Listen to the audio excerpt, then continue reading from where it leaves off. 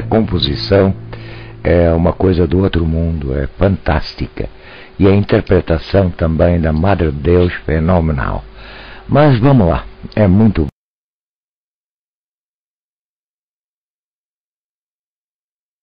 bom.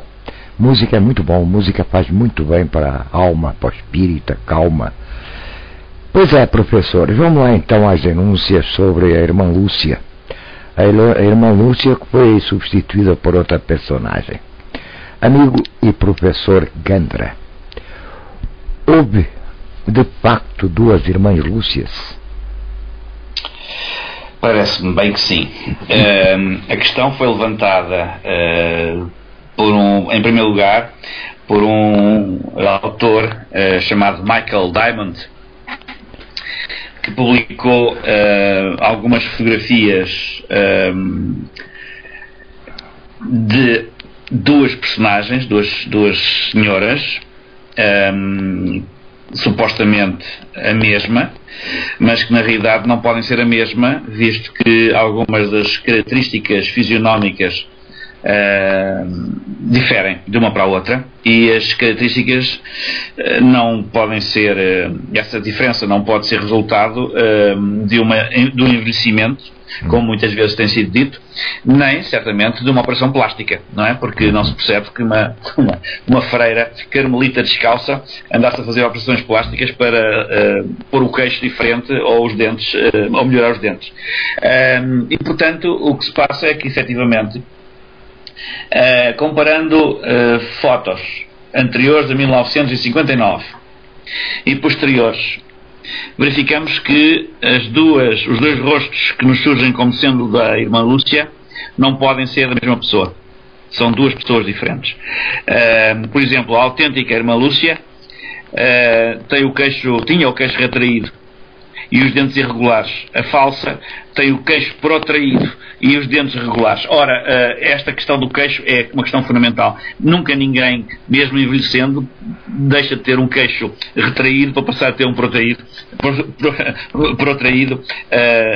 10 anos passados, 10 anos envolvidos. Portanto, a dentição é a mesma coisa e, inclusive, em termos de comportamento, as duas personagens eram completamente diferentes. Presume-se que a irmã Lúcia autêntica tenha falecido em 1959 ou por volta de 1959 e nessa altura tenha sido substituída por uma falsa que só apareceu cerca de 10 anos depois em público pela primeira vez e que foi aquela irmã Lúcia que toda a gente conheceu, pelo menos que eu conheci, que o Filipe conheceu, porque mais próxima de nós, não é? Que aparecia juntamente com os Papas, em Fátima, etc. Bem, a questão é de tal maneira polémica e controversa que deu origem já também a várias publicações e deu inclusive origem a vários estudos de anatomistas que podem ser encontrados, se os ouvintes quiserem, podem encontrar facilmente informação interessante e até as fotografias comparadas dos olhos, o nariz também é completamente diferente, os dentes, o queixo, bem, etc. Num blog intitulado Fake Sister Lúcia.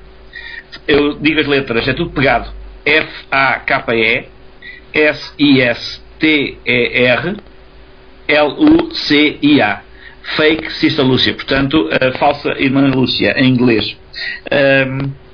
Neste blog encontrarão muita informação útil sobre este assunto e encontrarão efetivamente alguns estudos, vamos dizer, científicos de anatomistas sobre a impossibilidade de se tratar da mesma pessoa, dadas as características fisionómicas de ambas as personagens.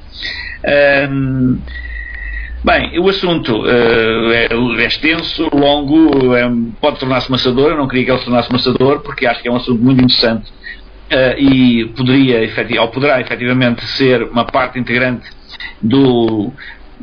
digamos, deste complexo de Fátima, para tentarmos perceber uma outra questão que anda associada a esta, que é a questão do terceiro segredo de Fátima. Que eu penso que não é a ocasião neste programa para desenvolvermos isso, porque isso implica se calhar um programa exclusivamente dedicado ao assunto, mas todas essas questões estão relacionadas.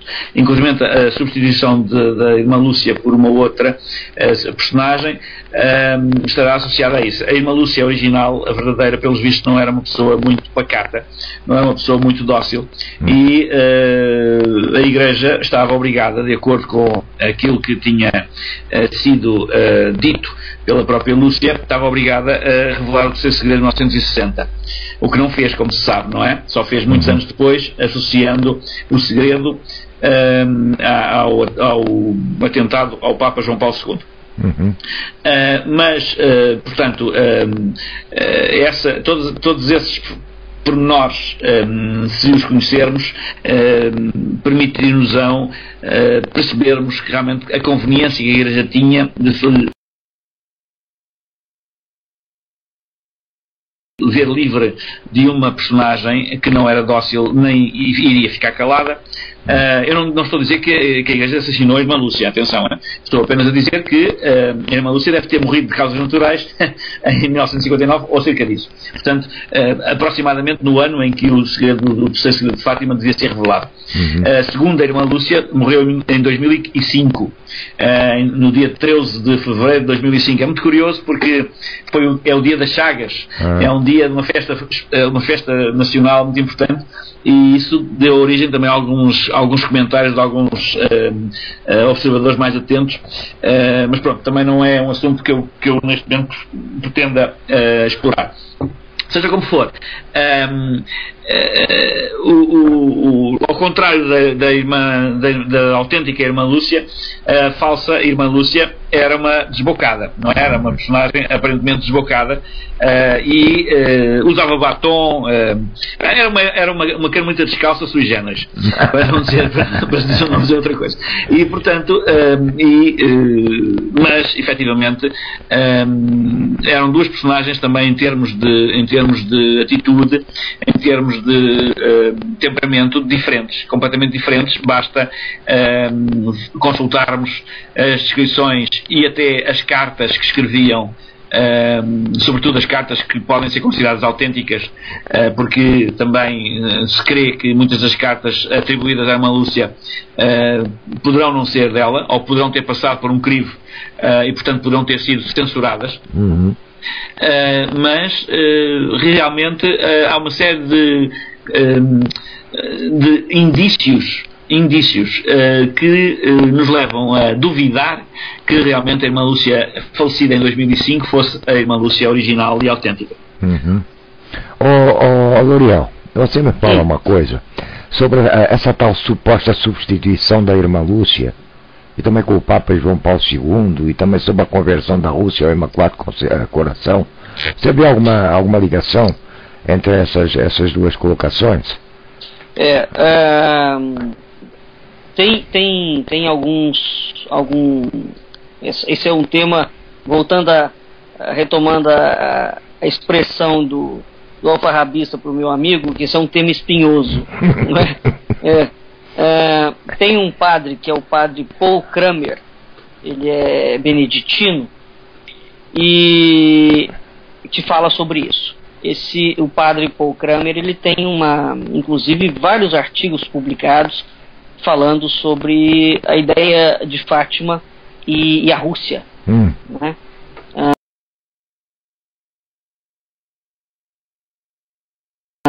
Um outro indivíduo que vai falar sobre isso aqui no Brasil, e é exatamente que ele põe o dedo na ferida em muitas coisas, e geralmente o pessoal da academia execra, não gosta dele mesmo, é o filósofo Olavo de Carvalho. O Olavo tem um vídeo, uma entrevista dele numa rádio, inclusive, em que ele está falando exatamente sobre a questão da irmã Lúcia. Como o Gandra citou, existe esse blog mesmo, né, e qualquer pessoa que entrar vai encontrar esse trabalho. Procurar por falsa irmã Lúcia ou fake irmã Lúcia, acha lá. As fotos são impressionantes. Ora, se a gente pega a foto da irmã Lúcia já pequenininha, na altura do acontecimento da aparição, em 1917, é só olhar para o queixo da irmã Lúcia. Não precisa de outra visualização. É só olhar para o queixo dela. como ela tem um queixo retraído, parece que ela está sempre com uma expressão muito brava, né? A outra não, a outra está sempre sorridente. E então, mesmo hoje em dia, né, a gente não vê fazer cirurgia plástica de maxilar. Não existe isso, né?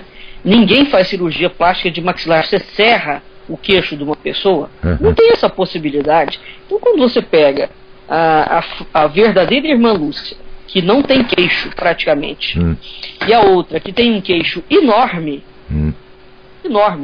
só isso aí, ou a outra coloca um botox gigantesco. Na época não existia. Que na época não, mas não é só isso, o próprio nariz, as narinas são diferentes, tudo é diferente, os olhos, tudo é diferente. A irmã Lúcia verdadeira, ela tem um nariz caído. A irmã Lúcia falsa tem um nariz aberto para cima, né? O nariz tem nariz empinado, vamos dizer assim, né? Que uma faz um V aberto, outra faz um V fechado. É bem diferente.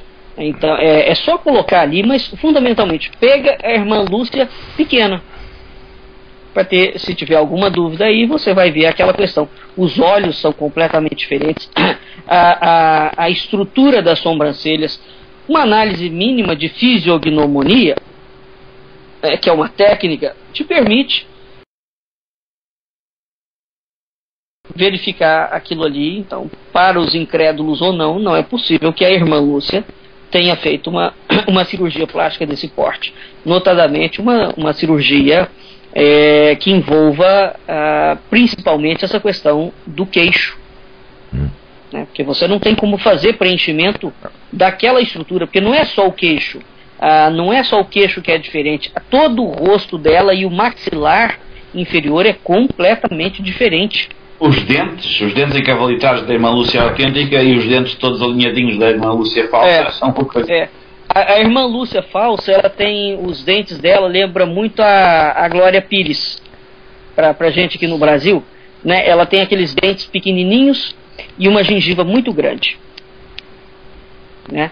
A irmã Lúcia verdadeira não, ela tinha dentes grandes e todos encavalados, completamente irregulares.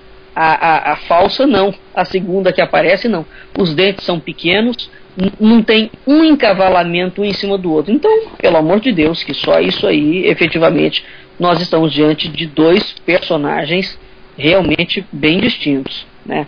Mas, voltando ao Olavo de Carvalho, o Olavo de Carvalho, então, tem nessa entrevista que ele dá, ele vai falar sobre a irmã Lúcia, ele solta, en passant, uma chamada das questões de Fátima, ligado a uma parte em que a própria senhora fala a Lúcia sobre a necessidade da conversão da Rússia, né? E é preciso estar atento, que, por exemplo, a essa situação, porque quando essa aparição fala isso para Lúcia em 1917, a família imperial russa não tinha sido deposta, né? Então a Rússia ainda tinha o czar, era o império de todas as Rússias. Ora, aos desdobramentos disso aí, então a Revolução, por exemplo, de outubro de 1917, outubro é o mês em que terminam as aparições, né? Então, ao longo desse processo todo,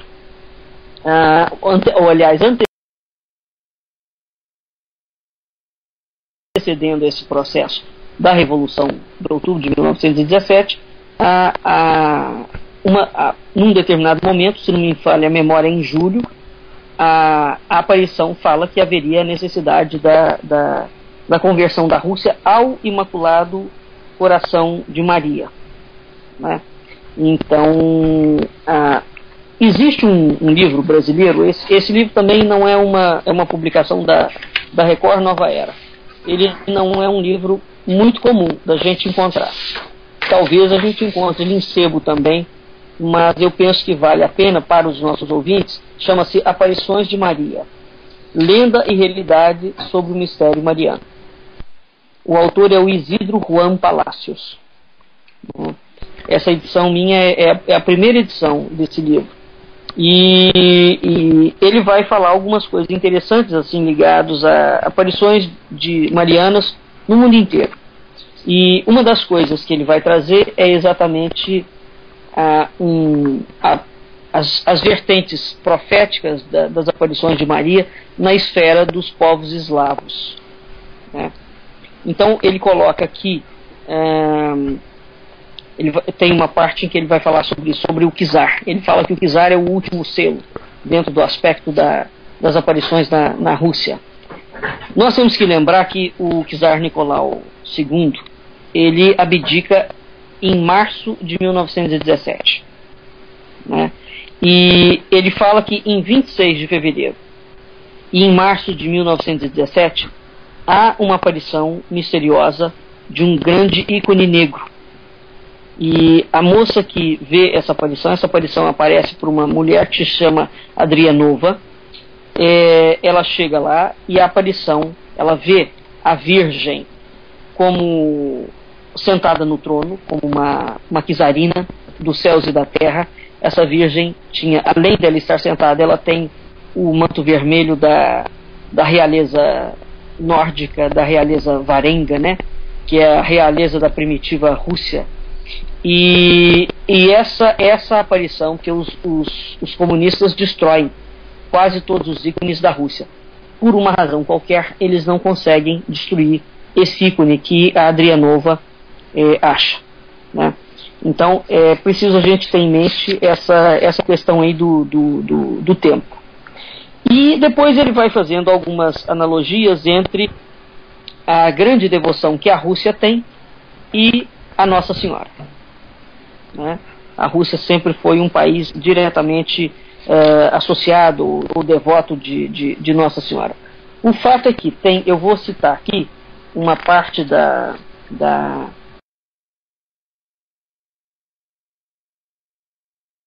de uma passagem muito curiosa da profecia, que é interessante. Deixa eu achar aqui. Já aqui, mais tardiamente, em dezembro de 1990, começam a ter novamente aparições para um padre, para o bispo João, e Nossa Senhora fala o seguinte: chega a minha época, a minha igreja é restabelecida. Queira a Rússia consagrar-se à minha Imaculada Conceição. Só por mim a Rússia será salva.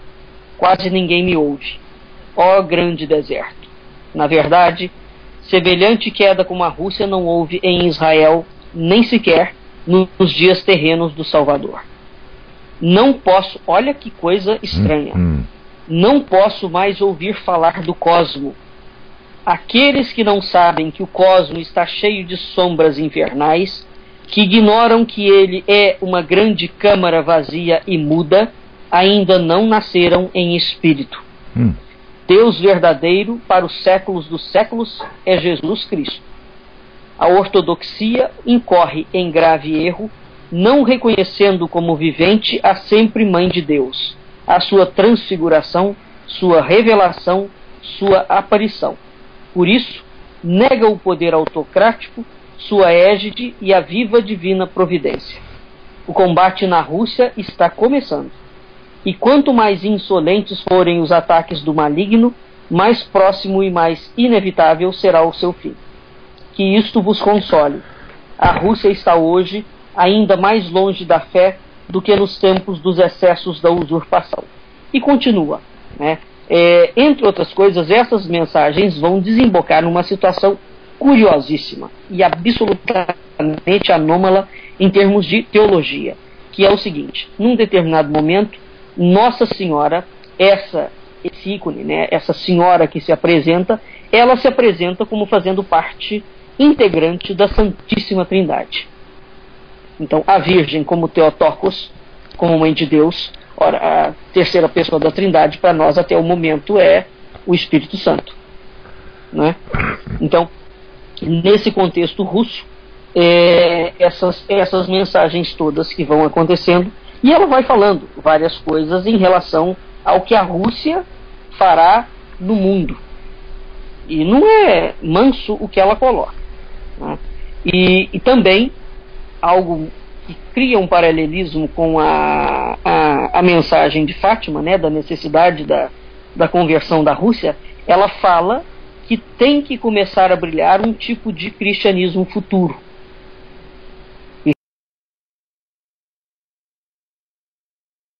Cristianismo diferente. Mas dá a entender que esse cristianismo tem alguma correlação com não com o cristianismo romano, mas com algum outro cristianismo mais primitivo, e que o Ocidente deita por terra e perdeu-se de alguma forma, né?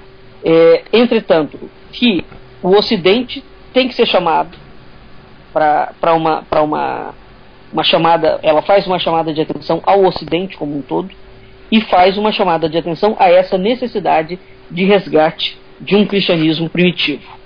Bom, o curioso de todas essas informações é o seguinte, voltando ao padre aqui e ao Olavo de Carvalho, ao padre Paul Kramer. Ele fala que Nossa Senhora repete a Lúcia que as guerras, e haverão guerras terríveis se a Rússia não for convertida. E como é que tem que se dar essa conversão? A conversão tem que ser feita, o Papa tem que fazer a conversão da Rússia, não só o Papa isoladamente, todos os bispos, o Papa e todos os bispos do mundo no mesmo dia, ao mesmo tempo. Porque se isso não for feito, desaba sobre a humanidade uma sequência de pestes, de guerras nunca antes vistas pela humanidade. Então há um prenúncio aí de uma terceira guerra mundial. Eu estou falando isso porque outro dia eu vi essa declaração oficial. O Papa Francisco declarou, ele vem declarando algumas coisas absolutamente estranhas. Uhum. Uma delas é que ele tem de 2 a 3 anos de vida. De onde, por que ele apareceu com isso neste momento? De fato, é uma frase extemporânea. Uhum. Né? Por que ele afirma isso com tanta categoria? Estará ele doente? Que o Estado Islâmico ameaçou ele de morte. Né? Mas ele está doente. Uma outra declaração estranha dele. Ele falou que o Bento XVI abriu uma precedência, né? Então ele pode renunciar também e o Vaticano ficaria com 2 papas vivos e um terceiro assumindo o trono. Também é algo absolutamente impensável. E a outra declaração que ele deu, voltando de um determinado país aí do Oriente ou do Extremo Oriente, ele declara como nenhum chefe de Estado declarou que a Terceira Guerra Mundial já começou. Uhum. Essa aí foi forte, essa aí foi muito forte. Essa foi fortíssima, uhum. Porque é o único chefe de Estado, uhum. que o Vaticano, ele é um chefe de Estado, é isso que nós temos que lembrar, exatamente. Que dá uma declaração oficial uhum. Nesses moldes, né? Então, em 13 de junho de 1929, em Tui, na Espanha, a Virgem aparece a irmã Lúcia. E nessa aparição, ela reitera o pedido de 1917 para haver a união da Igreja para que se consagrasse a Rússia ao Imaculado Coração de Maria. O fato é que nenhum Papa até hoje fez. E o Ratzinger, depois, com aquele incidente daquela tentativa de assassinato uhum. do Papa João Paulo II, o cardeal Joseph Ratzinger, que é depois o Bento XVI, ele fala que aquele episódio que era o episódio que estava ligado ao terceiro segredo, e que, portanto, a Rússia, o Papa já tinha feito o papel dele, a Rússia já tinha sido convertida e ponto final. Bom, mesmo a falsa irmã Lúcia, fala que não, que a Rússia não tinha sido convertida e que, portanto, a orientação que Nossa Senhora, orientação ou ordem, né, dado que vem de Nossa Senhora, é um imperativo uhum. praticamente categórico, tem que ser cumprido. Ela fala que não cumpriu, né? Bom, diante disso, continua, parece que em voga, a situação de que se a Rússia não for convertida, ela vai colocar o mundo, ela vai começar a invadir o mundo. Ou existe uma consagração da Rússia, ou a paz mundial não se propõe. O interessante é isso, porque tanto as profecias da eslavas na Rússia, na própria Eslovênia, e na parte de algumas profecias de Medjugorje, tem mais ou menos essa mesma situação que em 1917 aconteceu, né, dessa consagração da Rússia. O que significará isso? Eis a grande questão por decidir. Bem, nós voltando a contemporânea. Nós voltando agora ao século XXI, né, na última década, o que nós temos vindo a assistir é isso. Que a Rússia está tomando conta da Europa, está tomando conta da América Latina, né, porque ela está com uma influência total no mundo, né? Quem sabe se não é. Bem, mas isso tem a ver exatamente com a ideia que os russos estão a aproveitar, de que se tornaram, por via dessa consagração que não existiu, mas que supostamente, segundo se diz, existiu, que eles se tornaram, ou se poderão vir a tornar, a força de restauração do mundo. Essa que é a questão. Bem, realmente eles têm sido a balança, têm evitado que o Obama faça muita besteira. Mas o fato é que eles estão se arvorando dessa questão, né? E o Olavo de Carvalho, quando faz essa chamada de atenção, os intelectuais que não dão a menor pelota para o campo profético, para absolutamente nada, e que se mantém totalmente à parte dessas questões, falam, mais uma loucura do Olavo de Carvalho. Bom, enfim, não tem nada de loucura. O fato é que a Rússia está... É só ver as declarações que o Putin vem fazendo ultimamente, né, para verificar que de fato esse discurso é um discurso que eles já capitanearam, né? E o padre Paul Kramer, ele vai mais além, ele faz denúncias gravíssimas, ele fala que em conversa privada o Gorbachev avisa ao pessoal do Kremlin que a queda do muro, claro, o comunismo já não se mantinha mais por conta o sistema de produção deles estava chumbado, então eles precisavam de modificar o sistema, mas o Gorbachev avisa para eles não terem nenhum receio, nenhum problema, que eles vão aparentemente vão estabelecer uma outra estratégia. Essa é a denúncia desse padre, o Paul Kramer, que bate direto nessa questão da Rússia e o ponto disso ligado à Fátima, e ele tenta desmontar exatamente o argumento que a Rússia está montando. Não, a Rússia foi consagrada, porque a profecia fala exatamente isso. Quando a Rússia for consagrada, surgirá um novo modelo de civilização. Isso. Certo? Certo. Um novo modelo de civilização. E esse padre vem esperneando de todas as formas possíveis e falando, olha, a Rússia não foi consagrada, não é nada disso, mas aí ele fala da criação do eixo, né?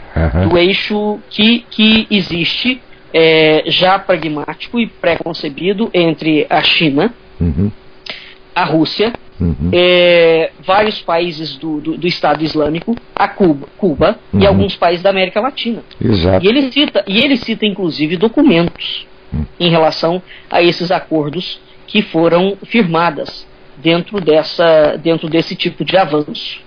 Bem, eu acho que primeiro aí, você veja, nós temos que se fixar também um pouco na política atual. A fundação dos BRICS, né? E depois agora a proposição de se agregar a alguns países, inclusive não só do Oriente, como da África. Exato. A África do Sul, né? Então você veja, tudo isso aí polarizado, né? Tudo aí está cada um no seu canto, né? E cada um tem a sua força. Então, né? acreditando as pessoas ou não nessas profecias, o fato é que efetivamente o discurso, parte do discurso, como Bush, né, quando teve a invasão do Iraque, do Afeganistão, aliás, aquela invasão toda, uma das coisas que ele falava, e ninguém deu pelotas para isso, era, ele veio exatamente com a mesma tônica: existe o bem e existe o mal. Os Estados Unidos aqui representam o eixo do bem contra o eixo do mal. Então, quando esses grandes presidentes, o presidente de qualquer nação, vem com uma história dessa, que é quase que uma teologia, o indivíduo, efetivamente, esse discurso, dentro de uma análise política correta, não pode parecer que é um discurso vazio. Você quer ver uma coisa que a Dilma fez e que isso passou pelas calendas da história? Porque há gravíssimas acusações, e já praticamente comprovadas mesmo, porque o Lula próprio admite, das ligações do PT com o Foro de São Paulo. Uma das coisas da Dilma, porque nenhum presidente fez isso, nem os militares, ela tirou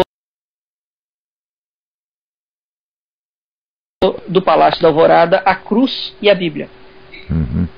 Tudo bem que o Estado é laico, certo? Mas assim, o que são esses pequenos gestos? Eles significam o quê? Isso é uma situação muito curiosa. E uma das acusações que o padre faz incide exatamente em cima do Brasil, por conta da ligação que o Brasil tem com Cuba. E além do padre, existe um outro indivíduo, que é o Richard Maybury. É ele que inventa essa expressão de eixo em 1996. Vê que naquela época esses assuntos nem se tocavam nisso, né? Então ele já naquela altura avisava que estava se criando esse eixo Rússia-China, porque o Tratado de Amizade Chinês-Russo, por exemplo, foi assinado em julho de 2001, se não me falha a memória. É no ano 2000, é no início do ano 2000. Se não me engano, é 2001. Então, ali eles já têm um tratado de assinatura. A Rússia é aceita dentro da NATO. O Maybury explica na revista, também no início do ano 2000, em que ele desvenda esse grupo do eixo. E naquela altura, aqueles grupos tinham 12 membros, entre eles o Irã, o Iraque, a Coreia do Norte, a Síria, a Líbia, Cuba, etc, etc, etc. E ele também, repito, fala que já havia naquela época uma estratégia de criação de guerras para deslocar os Estados Unidos para guerras cada vez menores, e ele coloca exatamente os locais em que vão se dar as primeiras guerras. E pasme você, todos os locais coincidem. Até que chegaria um determinado momento em que os Estados Unidos estariam pulverizados pelo mundo, ocupando-se com pequenos potãs, com pequenas guerras, e aí seria o momento da Rússia invadir. Você não vai invadir nada, velho. Isso aí fica tranquilo. Eu não sei se vai invadir. O fato é que a semana passada, essa semana já não me lembro, já teve navios russos não, da antiga União Soviética, né? Navios e aviões sobrevoando o espaço aéreo de Portugal, e um navio ali em Portugal. Isso. Já foram apanhados 2 navios e bombardeiros várias vezes, mas os bombardeiros voaram sobre a Europa Ocidental toda. Portanto, sobrevoaram a Europa Ocidental desde a Finlândia até sobre a Inglaterra, até aqui em Portugal. Foram interceptados aqui em Portugal e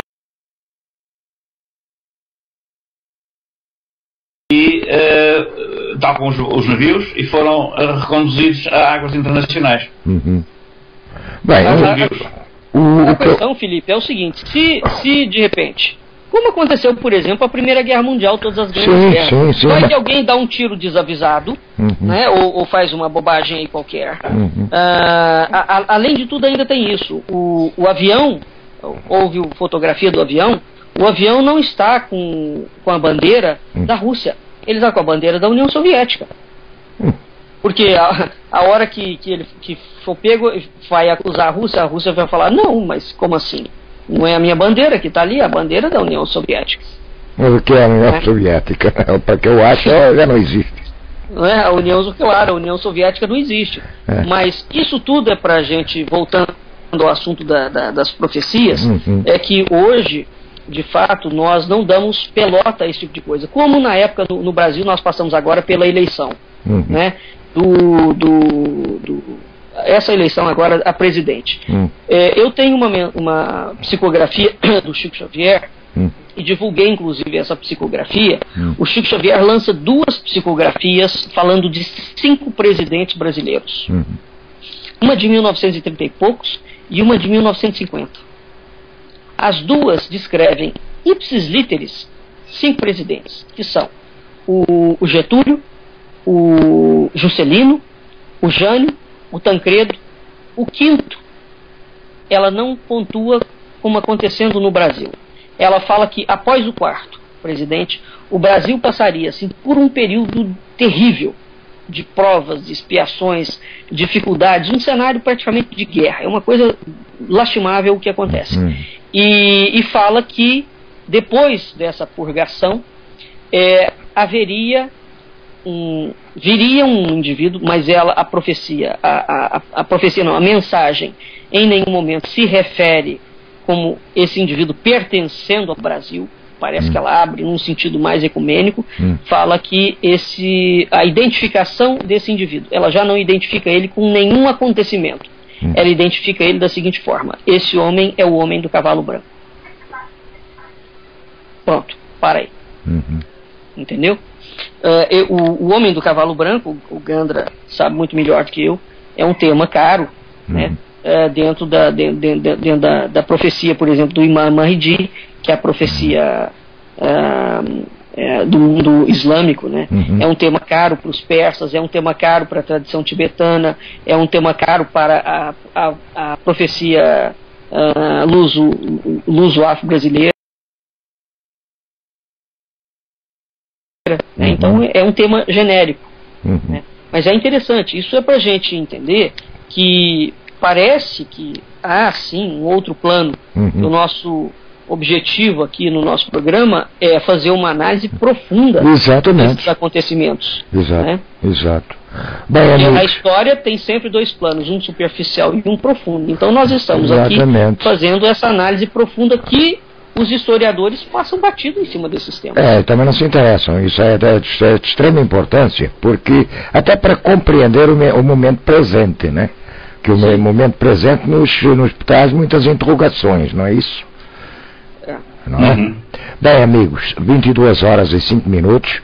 Eu iria fazer um pequeno intervalo musical, mas não vou mais. Eu gostaria, sim, que o Loriel nos falasse como é que vai indo a festa da língua. Bom, a festa da língua está indo assim de vento em popa. Nós estamos realmente bastante satisfeitos com os resultados, e o Gandra nos dará a honra, estará aqui no Rio de Janeiro. Opa, então eu vou ter que arrumar um jeito de ir aí. Agora vocês me pegaram de calça curta. Vai vir para cá, Gandra? Está previsto estar aí no dia 6, então. Para participar também, o L'Oréal diz que a honra é dele, eu acho que a honra é minha, e o privilégio também, mas está bem. Então nós vamos ver isso aí, vamos ver. Agora vocês já me conseguiram até colocar contra a parede, viu? É bom você vir então, porque efetivamente é muito interessante. Nós teremos aqui vários indivíduos da academia. O objetivo aqui do Rio de Janeiro, da Festa da Língua, é nós trazermos uma discussão para além da língua portuguesa como dentro de um discurso meramente ortográfico, né? Muito pelo contrário, esse cenário não acontecerá. Mas nós vamos falar sobre outros aspectos da língua, né? Inclusive das línguas espirituais, porque finalmente o Paracleto tem uma língua de fogo, né? Dizem que Jesus ensinava a língua argótica, que era a língua dos pássaros aos seus discípulos e que só falava em argótico, né? Uhum. Com esses discípulos. Então, a língua é algo absolutamente misterioso, biblicamente misterioso, porque é através do verbo que Deus faz o mundo, constrói, né? Então, e hoje nós estamos realmente muito necessitados de dar um passo além da questão mesmo, porque o português está se tornando uma língua muito falada no mundo inteiro, e é importantíssimo nós preservarmos não só o falar correto, a escrita correta, bem como todas as tradições inerentes a esse vasto universo que envolve os povos lusofalantes, né?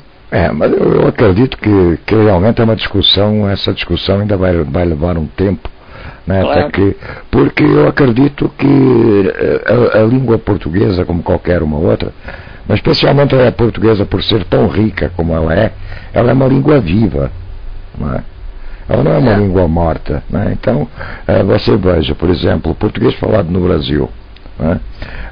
Se nós formos colocar o português correto, como se, entre aspas eu coloco isso, mas se nós formos colocar o português correto na didática das escolas, né, os alunos não vão entender absolutamente nada. Você pode acreditar ou não, até eu falando, e olha que o meu sotaque já está bem, e a minha forma de falar já está bem abrasileirada, é isso? Teve alunos que já me falaram na cara, não entendo nada do que o senhor fala. Entendeu? Então é complicado isso aí, mas tudo bem. Então o importante é que está indo bem, está tudo dentro daquilo que foi colocado para a peça, né? Para o que é que se espera dessa peça, e eu fico feliz com isso, não é isso? Sim, então, com certeza. Nós essa é a edição 0 da Festa da Língua, né? Por ano que vem nós teríamos uma edição certamente muito melhor, com muito mais gente participando, mais ampla, com mais dia, né? Agora nós só vamos ter um único dia no Brasil inteiro, mas pro ano que vem a gente certamente nós vamos fazer uma coisa muito melhor. Eu acho que sim, acho que a gente tem tudo para isso. Nós já temos confirmado então? Já temos confirmado Santa Catarina, Minas, Brasília, Rio de Janeiro e vocês aí com São Paulo que vão transmitir.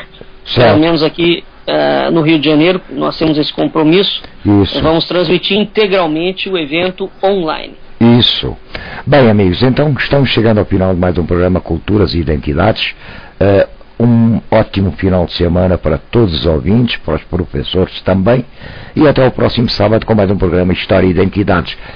Lembrando que o e-mail de contacto para mandarem sugestões ou questionamentos qual é, L'Oreal? Culturas e Identidades @gmail.com. Bem, amigos, eu vou presentear vocês com uma música que eu selecionei aqui, um instrumental maravilhoso, e depois nós vamos fazer então o encerramento com música de encerramento do nosso programa. Mas é um presente que eu trouxe para vocês. Vamos ver se vocês gostam.